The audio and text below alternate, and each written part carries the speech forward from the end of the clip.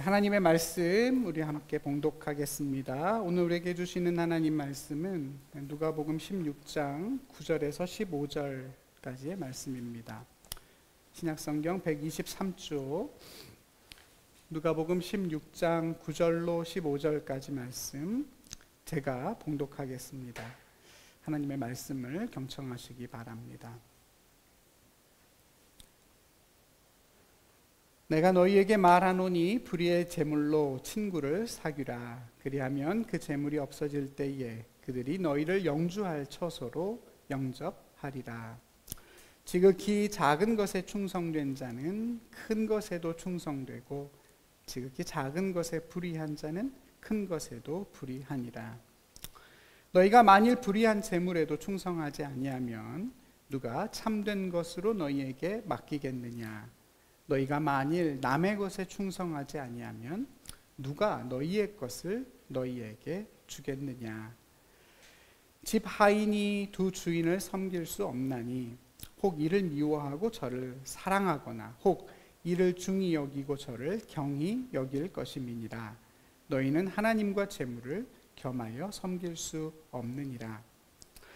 바리새인들은 돈을 좋아하는 자들이라. 이 모든 것을 듣고 비웃거늘 예수께서 이르시되 너희는 사람 앞에서 스스로 옳다 하는 자들이나 너희 마음을 하나님께서 아시나니 사람 중에 높임을 받는 그것은 하나님 앞에 미움을 받는 것이니라.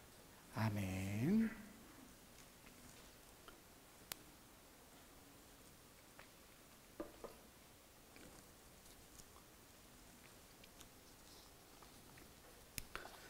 오늘 보면 10절에서 12절까지의 큰 것, 참된 것, 너희의 것을 오늘 말씀의 제목으로 삼습니다.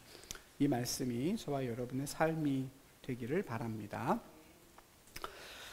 지난주부터 시작된 예수님의 제자 교육이 오늘 본문에도 계속 이어집니다. 제자의 삶이란 한마디로 말해서 하나님의 청직이다, 하나님의 살림직이다 라고 말씀하셨고, 그 구체적인 내용은 하나님이 우리에게 맡긴 재물에 관한 얘기, 돈에 관한 얘기였습니다. 이런 주제를 굳이 제자들에게 따로 이렇게 말씀하시는 것이 한편으로는 신기하고 또 다른 한편으로는 의아해지기도 합니다. 사실 제자들은 이미 예수님을 따르기 위해서 이것저것 다 버리고 나선 그런 상황이기 때문이죠. 제자들 중에 돈이 많은 사람은 별로 많지 않았었고, 또 있는 그마저도 예수님을 위해서, 하나님의 나라를 위해서라면 언제든지 내려놓을 준비를 하고 살아가는 사람들입니다. 그런데도 예수님은 굳이 제자들에게 이 재물의 문제를 강조해서 말씀합니다. 오늘 본문에는 바리새인들에 대한 말씀도 나오지만 바리새인들에게는 좀 결이 다른 말씀을 하시죠. 제자들에게, 유독 그들에게만 재물에 관한 말씀을 강조하십니다. 그만큼 이것이 어렵고 중요한 말씀이라는 얘기일 것입니다. 예수님의 제자로 내 삶을 완전히 다 헌신하는 사람들에게조차도 이것은 쉬운 문제가 아닙니다. 겉으로는 예수님의 제자로 사는 것 같지만 실제로는 돈의 제자로 살 때도 참 많습니다. 이 말씀이 오늘 저와 여러분을 새롭게 하고 또 주님의 제자로 살아갈 힘과 지혜를 주시기를 바랍니다. 우리가 지난주 본문의 마지막 절이던 9절부터 함께 읽었습니다만 실제로 오늘 이 본문은 지난주의 말씀과 긴밀하게 연결이 되어 있습니다. 주인의 것을 낭비한 청직이 그와 마찬가지로 저와 여러분은 하나님의 은혜와 축복들을 낭비하면서 이 땅을 살아가고 있고, 그것을 알고 계시는 하나님께서 우리의 모든 권한과 소유를 도로 가져가실 그때가 곧 다가옵니다. 그 다급한 상황 속에서 예수님께서는 내가 뭘 해야 될까 생각하고, 그래서 찾은 살 길을 주도 면밀하게 행동하라 그랬습니다. 불의의 제물로 친구를 사귀라 그러셨고, 그 얘기를 하시면서 주셨던 말씀이 바로 오늘 본문의 내용입니다. 지극히 작은 것에 충성된 자는 큰 것에도 충성되고, 지극히 작은 것에 불의한 사람은 큰 것에도 불의하다.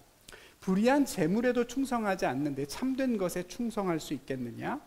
너희가 만일 남의 것에 충성하지 않으면 누가 너희의 것을 주겠느냐라고 하십니다.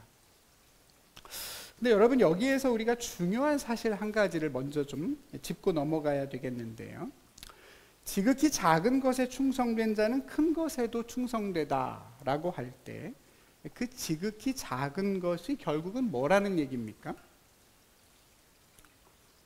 그게 뭘 뜻하는 것이죠? 그 구절 앞과 뒤를 보면 그 답이 명확하게 나옵니다. 그 앞에는 불의의 재물로 친구를 사귀어라 그랬고, 그 뒤에는 불의한 재물에도 충성하지 않으면 누가 참된 것을 맡기겠느냐 그랬습니다.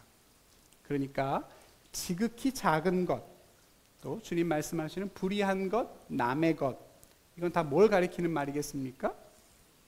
재물을 가리키는 말입니다.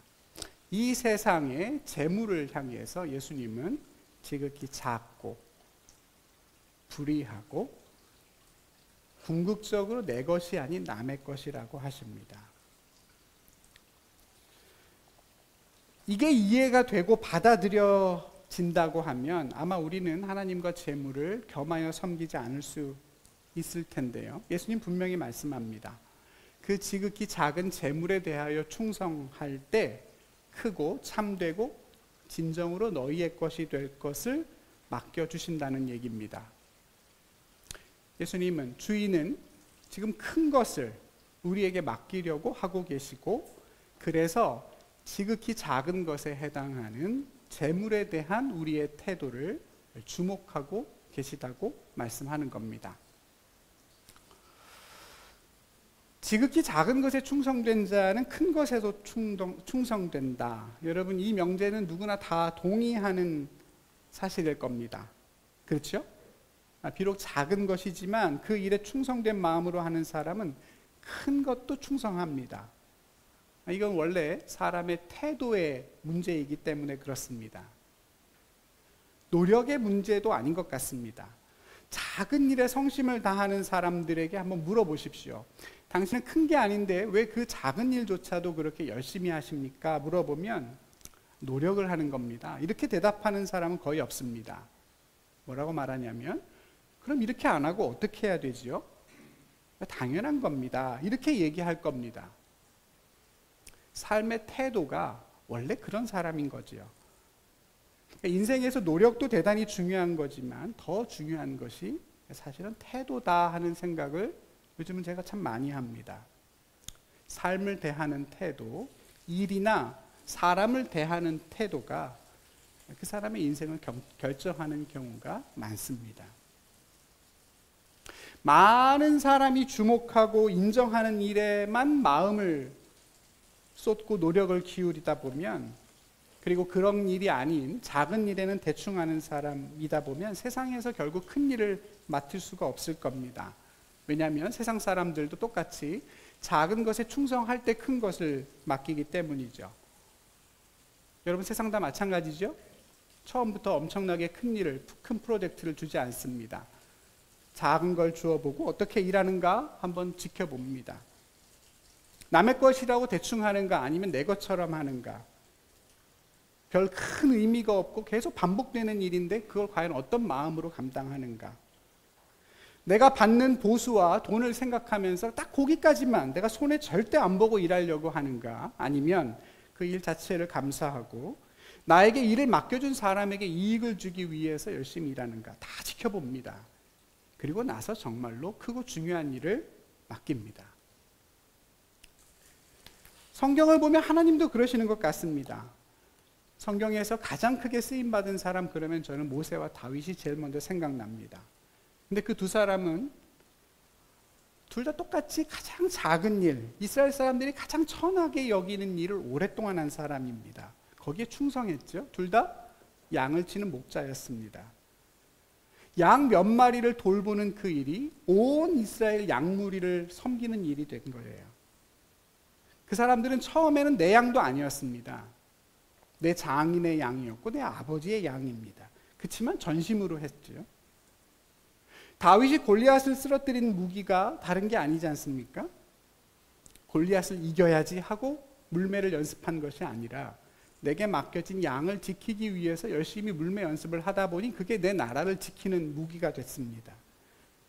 큰 것, 특별한 것, 나에게 이익이 되는 것, 그건 열심히 하고 작고 반복되고 남의 것이 되는 것은 대충 하는 그런 게 아닙니다. 지극히 충성된, 작은 일에 충성된 자가 큰 것에도 충성합니다. 그러니까 여러분, 세상이나 교회 다 마찬가지입니다. 여러분 보시기에 정말 작다, 시시하다, 나에게 별로 도움이 안 된다, 만약 그걸 맡게 되면 여러분 그때가 기회입니다. 그 작은 것에 충성하셔야 합니다. 엄밀히 말하면 세상에 작은 일은 없습니다. 왜냐하면 우리는 모든 일의 궁극적인 주인이 하나님이라는 걸 믿는 사람들이기 때문입니다. 하나님이 일입니다. 하나님이 맡기신 거죠. 그러니까 사람에게 하듯 할 것이 아니라 하나님에게 하듯 하는 겁니다.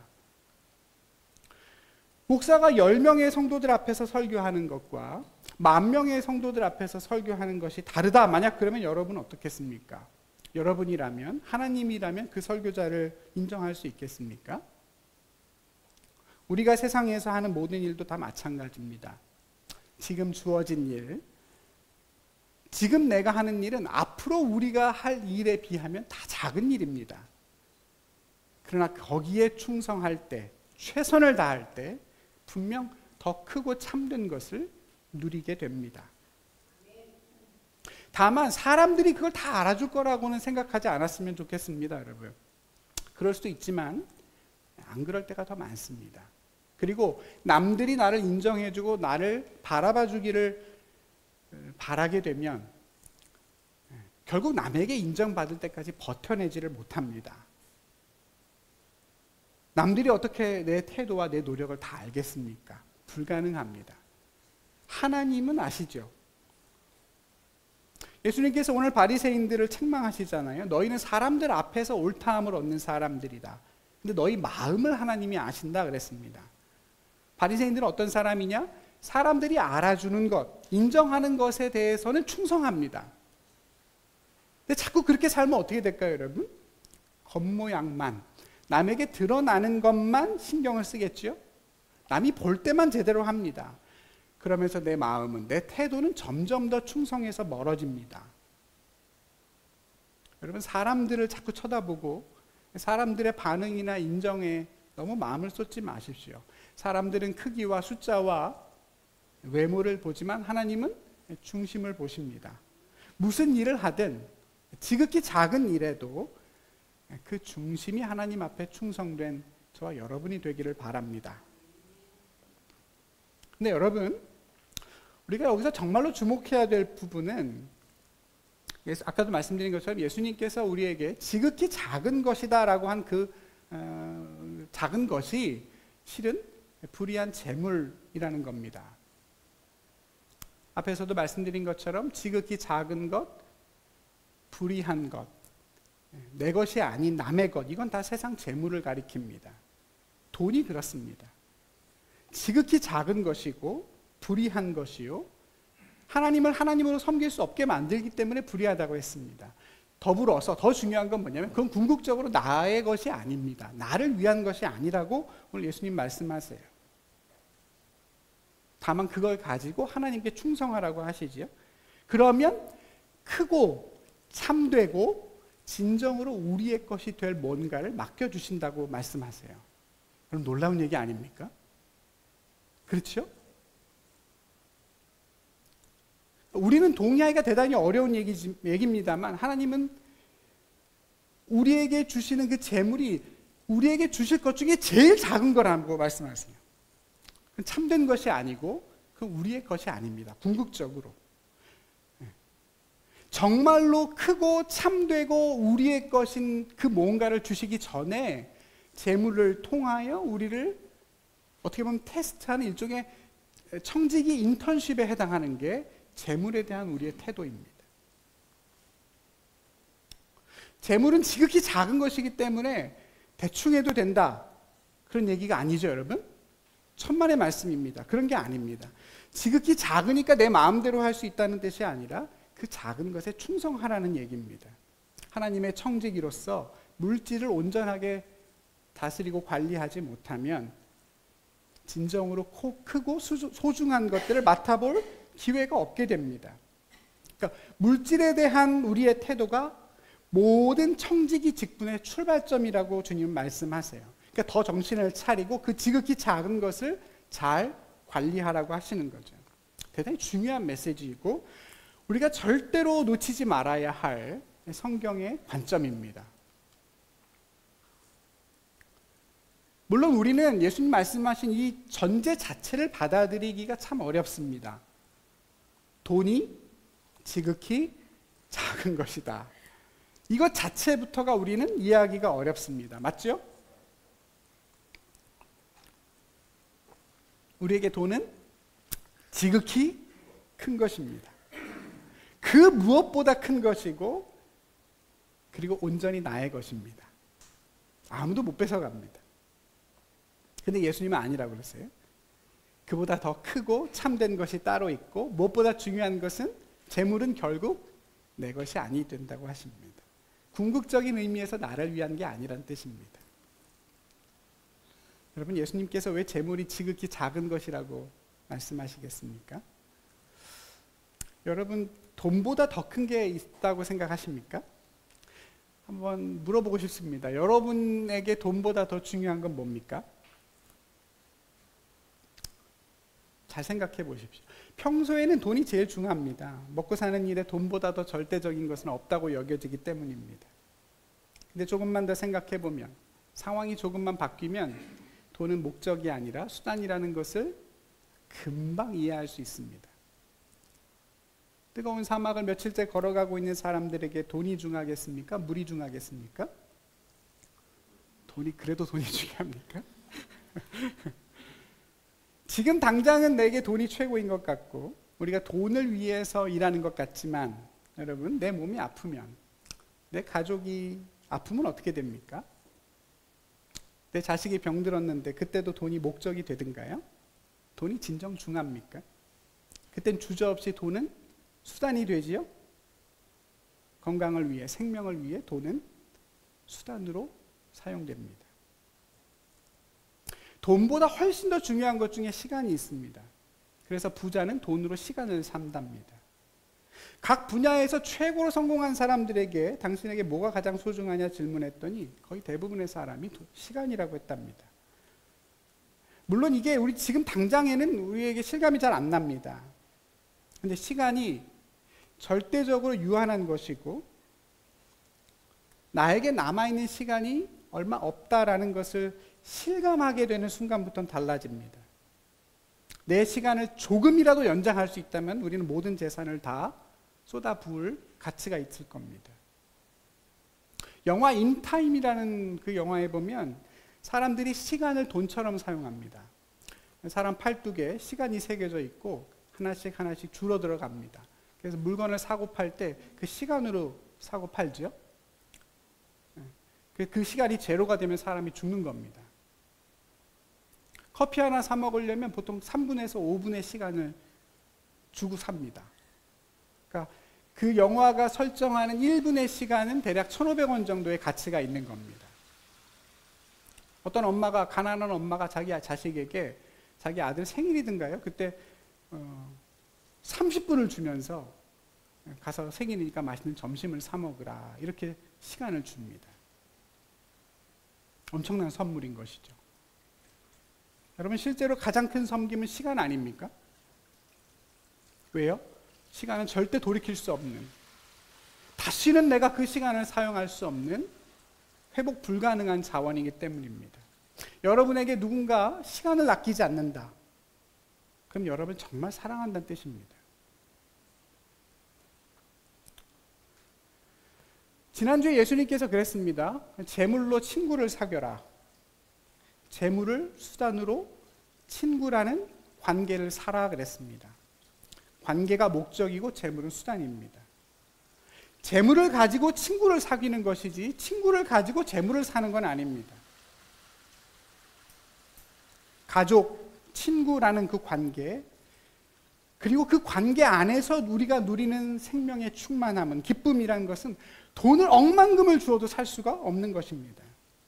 물론 어떤 관계든 돈이 필요합니다. 그래야 어느 정도 기쁨을 누리고 살죠. 그러나 물질이 관계보다 우선시 되는 한, 목적이 되는 한 그 관계는 깨지기 시작합니다.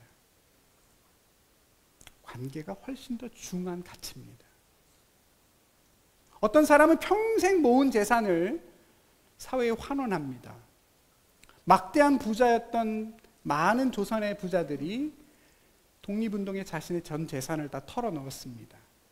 하나님의 나라를 위해, 교회를 위해 모든 재산을 다 바친 사람들을 저는 주변에 많이 알고 있습니다.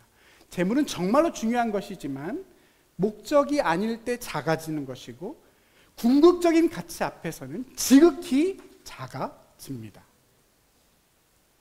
말씀드린 것처럼 돈이 중요하지 않다는 게 아닙니다. 물질은 별게 아니니까 대충 생각하라는 게 아닙니다. 천만에요. 정반대입니다. 지극히 작지만 거기서부터 시작돼야 되기 때문에 물질 앞에 충성하라는 것입니다.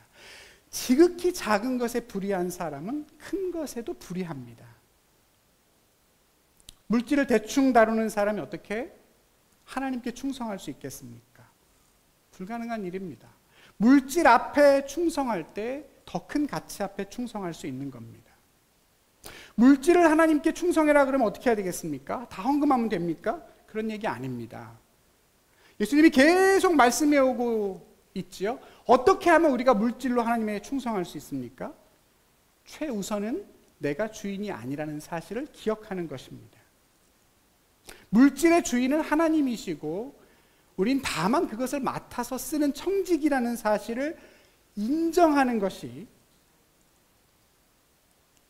물질에 대한 청지기로 사는, 충성되는 가장 중요한 기본입니다. 저와 여러분은 물질의 주인이 아닙니다.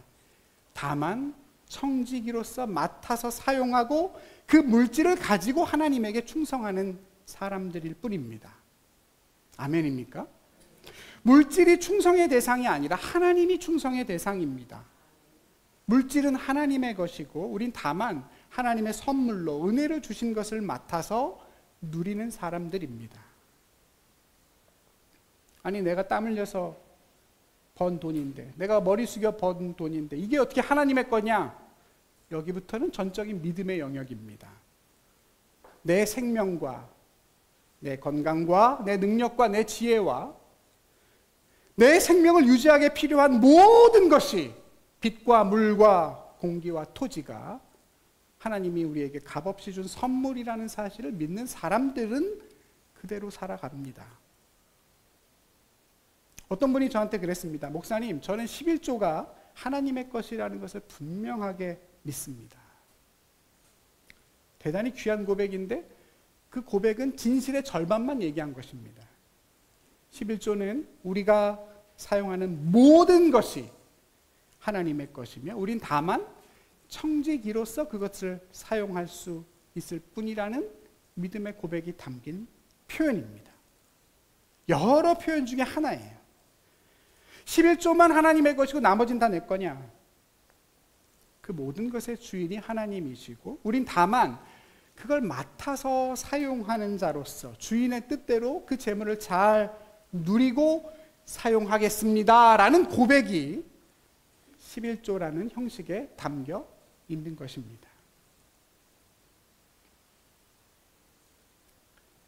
하나님의 주되심을, 물질이 하나님의 주되심을 우리가 인정할 수 있다면 우리는 감사하는 자가 됩니다. 우리의 생명과 우리가 필요한 모든 일용할 것들을 하나님의 은혜로 누리면서 살아가는데 어떻게 감사하지 않을 수 있겠습니까? 그래서 충성된 청지기는 감사하는 자입니다. 대단히 중요한 얘기입니다. 있는 바를 족한 줄로 알고 주신 것을 감사하며 누립니다. 그게 청지기입니다. 내가 땀 흘려서 일하고 번 돈으로 밥을 사서 먹는데 왜 우리 먹기 전에 감사하다고 기도를 합니까? 그 노력에 필요한 그 결실에 필요한 모든 것을 하나님이 값없이 주셨다는 것, 내가 벌었으니까 내가 주인이 아니라 진정한 주인은 따로 있고 그분이 부요하시며 선하시다는 것을 우리는 기도로 고백하는 것이죠. 내 돈 내고 먹으면서 왜 우리는 식당 주인에게 고맙습니다라고 말하죠, 여러분? 생각해 보셨습니까? 그가 제공하고 있는 그 음식 안에는, 그 서비스 안에는 내가 지불한 그 돈 이상의 뭔가가, 어떤 이상한 가치가 담겨 있다라고 하는 것을 은연중에 우린 고백하고 그걸 표현하는 거 아닙니까? 맞습니까? 성도는 감사하는 자입니다. 감사로 그 일상을 살고 거기에서 비로소 충성이 시작되는 것입니다. 감사하는 자가 되십시오. 지극히 작은 물질에 대해서 우리가 충성을 어떻게 하느냐? 하나님의 주되심을 인정하고 감사하라고 했습니다. 그러면 우린 그때부터 뭘 할 수 있게 되냐? 주님의 뜻대로 그 물질을 사용할 수 있기 시작합니다. 그게 충성의 절정입니다. 내게 맡겨주신 재물을 주인의 뜻대로 사용하죠. 예수님은 말씀하셨습니다. 거기에 대해서 불의한 재물로 갚을 수 없는 친구를 사귀고 살아라. 그게 주인의 궁극적인 뜻이다 그랬습니다. 오늘 물을 많이 사용하는 것 같아요. 그죠?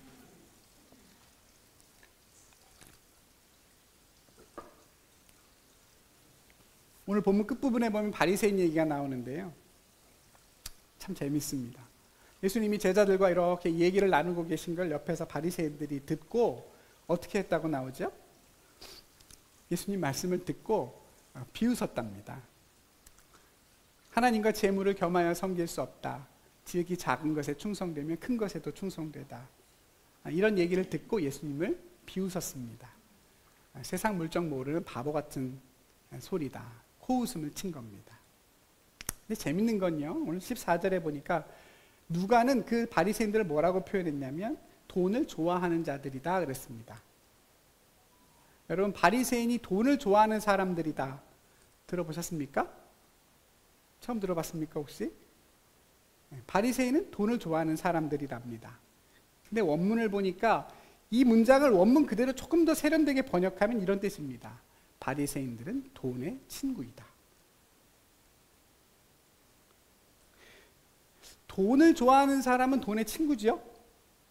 근데 돈을 좋아한다고 해서 다 돈의 친구인 건 아닙니다. 저도 돈을 억수로 좋아하지만 돈의 친구가 되고 싶진 않습니다. 왜냐하면 예수님께서 돈으로 친구를 삼으라 그랬지 돈을 친구 삼으라 하진 않았기 때문입니다. 그러니까 오늘 성경이 바리새인을 가리켜서 돈을 좋아하는 자들이다 라고 말하는 것은 무슨 뜻이냐면 그들은 돈으로 친구를 사귀라는 주님의 말씀과 정반대로 돈을 친구로 삼고 살았다는 뜻입니다. 근데 문제는 뭐냐면 돈을 친구로 삼으면 어떻게 되느냐? 그 결과가 뭐냐? 돈의 친구로 수평한 관계가 되는 것이 아니라 성경은 뭐라고 하죠? 돈의 종이 된다. 수평한 관계가 아니라 수직적 관계가 된다 그럽니다. 그러니까 여러분, 우리의 힘으로는 돈을 다스리거나 친구로 만들 수가 없습니다. 돈이 우리보다 힘이 더 셉니다. 오죽하면 예수님께서 돈을 맘몬이라는 신의 이름으로 불렀겠습니까? 그 정도의 수준의 존재이고 권세입니다. 그러니까 우린 다만 청지기로서 돈으로 친구를 사귈 때만이 돈을 다스릴 수가 있습니다. 여러분, 우리는 바리새인 되기가 너무나 쉽습니다. 정신을 똑바로 차리고 내가 주인이 아니구나, 내가 청지기구나 항상 생각하지 않으면 돈의 친구가 되려다가 돈의 종이 됩니다. 내가 돈을 친구로 삼고 사는 이유가 뭐겠습니까? 여러분, 왜 사람이 돈을 좋아하느냐? 우린 돈을 조금만 더 많이 가지면 그 돈이 나를 청지기가 아닌 주인처럼 느끼게 해주기 때문입니다. 맞습니까? 우린 돈이 조금만 있으면 내가 주인 같습니다. 돈이 많으면 내가 뭐라도 된 것 같이 생각합니다. 또 돈이 없으면 어떻습니까? 나는 모든 것의 종이 된 것 같습니다. 그러니까 우리가 그렇게 느껴지게 되도록 계속 세상이 우리를 부추깁니다. 돈을 써야 주인처럼 대접해 주거든요. 사람이 돈을 섬기는 이유가 그래서입니다. 나는 주인으로 살고 싶고 내가 주인 대접받고 싶기 때문입니다. 근데 예수님은 정반대 말씀을 하시는 거예요. 돈을 섬긴 결과는 결국 내가 주인이 되는 게 아니라 내가 종이 된다. 물질의 종이 되는 순간 우리 모든 것의 종이 되지요. 아담이 하나님의 청지기를 거절하고 하나님처럼 되려고 했을 때의 결과입니다. 하나님처럼 되는 게 아니라 모든 것에 죄와 사망의 종이 됩니다. 반면 하나님의 청지기는 종으로 끝나지 않습니다. 하나님은 우리를 종의 권세가 아니라 아들의 권세요, 자녀의 권세를 주시기를 원하시기 때문입니다. 우리가 하나님을 주로 인정할 때 거기서 비로소 하나님 안에서 다스리고 통치하고 승리하는 권세를 얻습니다. 여러분, 이것이 성경의 대단히 중요한 진리입니다.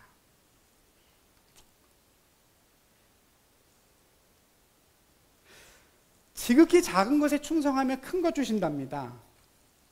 불의한 것에 충성하면 참된 것을 주시고 남의 것에 충성하면 내 것을 주신답니다. 그럼 이제 궁금한 게 하나 생겼습니다. 도대체 뭐가 큰 것이고 뭐가 참된 것이며 뭐가 진정으로 우리 것이겠습니까? 하나님의 물질을, 내게 주신 물질을 충성합니다. 그럼 그 다음 뭘 주신다고 여러분은 경험적으로 아십니까? 지금보다 더 많은 걸 주신다는 뜻일까요? 내가 지금 갖고 있는 소유에 충성하면 더 많이 주신다. 물론 그것도 맞는 말이겠습니다만 예수님 오늘 뭐라고 하시냐면 더 많은 것이 아니라 뭐라고 하시죠? 더 큰 것, 그렇죠. 더 참된 것을 주신다고 하세요. 양적으로 다른 게 아니라 질적으로 다른 뭔가를 주십니다. 그게 뭐겠습니까?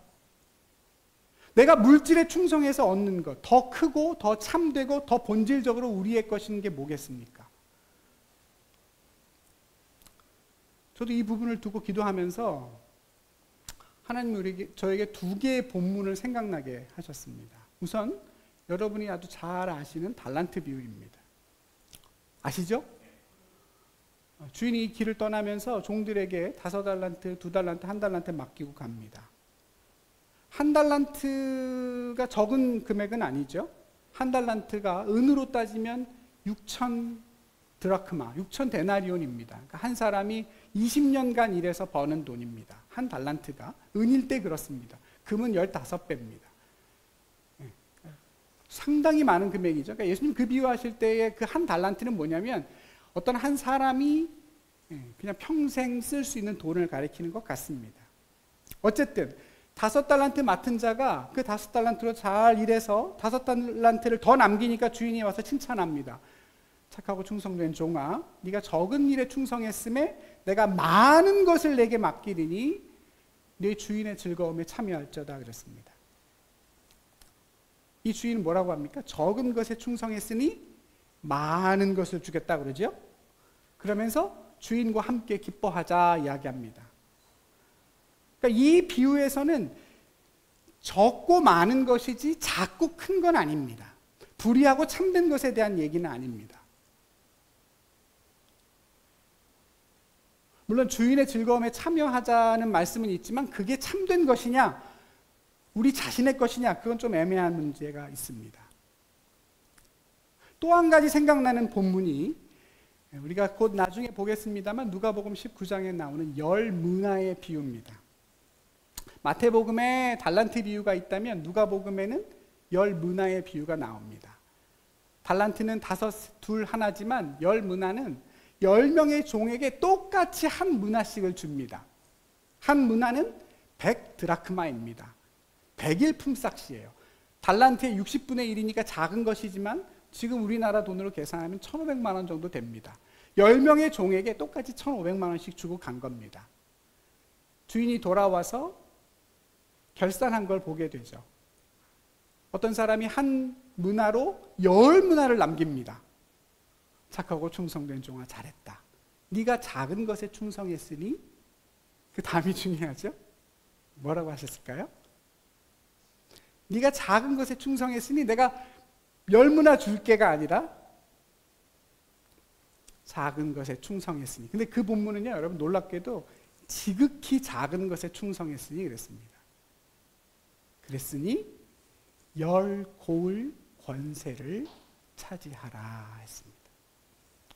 열 고을 권세를 차지하라. 한 문화로 5문화 만든 사람에게도 똑같이 말합니다. 너도 5 고을 권세를 차지하라. 세 번째 종은 한 문화를 수건으로 고이 싸줬습니다. 주인이 책망하고 심판하면서 그 하나를 10문화에게 줍니다. 여러분, 달란트 비유하고 거의 비슷하지만 중요한 차이가 있습니다. 지극히 작은 것에 충성한 종들에게 주인이 뭘 주냐? 크고 참되고 진정 그의 것이 되는 게 뭐냐라고 했을 때 중요한 실마리가 나오죠. 맡긴 물질에 충성한 종들에게 주인은 고을을 다스리는 권세를 주십니다.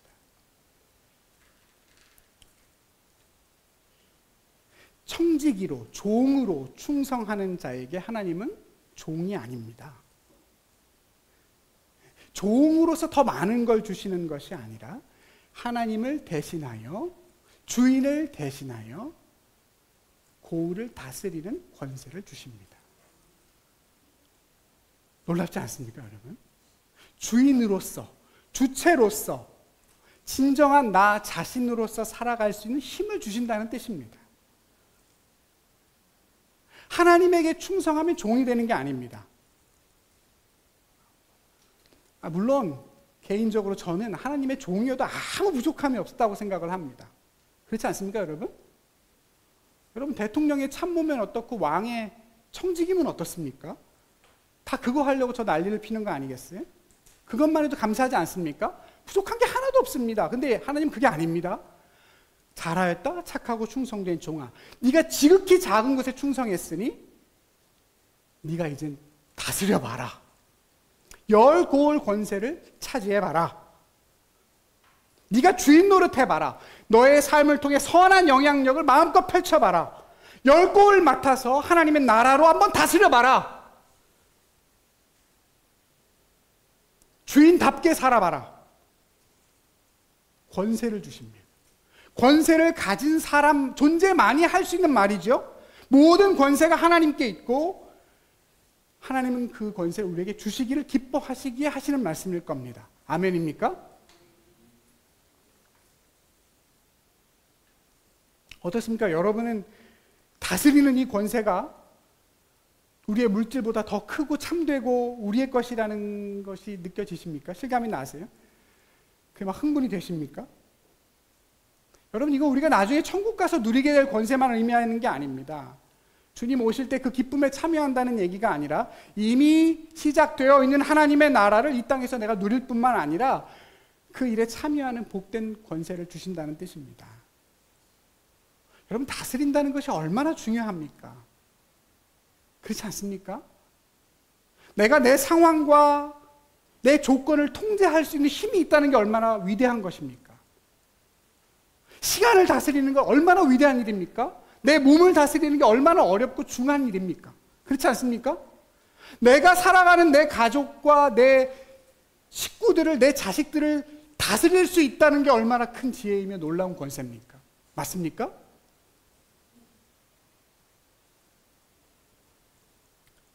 호랑이에게 물려가도 정신만 차리면 삽니다. 다스린다는 건 그런 겁니다. 내가 처해진 상황을 통제하고 인지하고 거기에 적합한 행동을 할 줄 안다는 뜻입니다. 진정으로 나답게 살아가는 것이고 더 나아가서 나를 통해서 하나님의 은혜를 다른 사람들도 누리며 사는 것입니다. 애굽의 총리였던 요셉이 누렸던 권세를 생각해 보면 알 수 있습니다. 하나님이 정말로 우리에게 뭘 주고자 하는지를 알 수 있죠. 요셉의 그 권세로, 그 지혜로 요셉만 잘 먹고 잘 산 게 아니라 그와 더불어 살던 모든 사람들이 하나님의 생명을 만끽했습니다. 그게 권세입니다.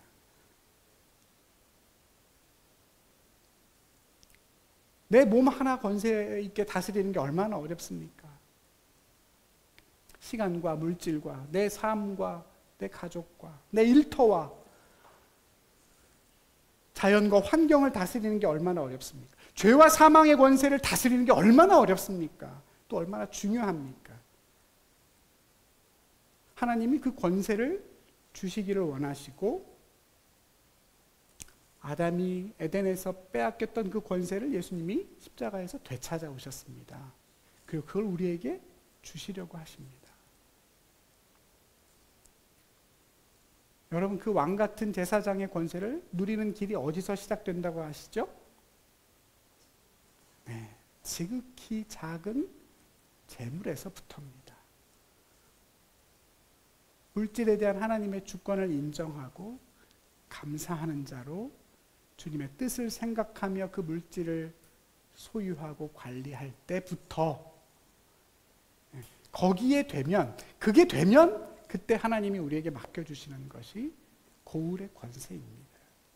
왜 우리가 하나님을 주님으로 섬겨야 되는가? 그건 다른 이유가 아닙니다. 종이 아닌 다스리는 자로 살기 위해서입니다.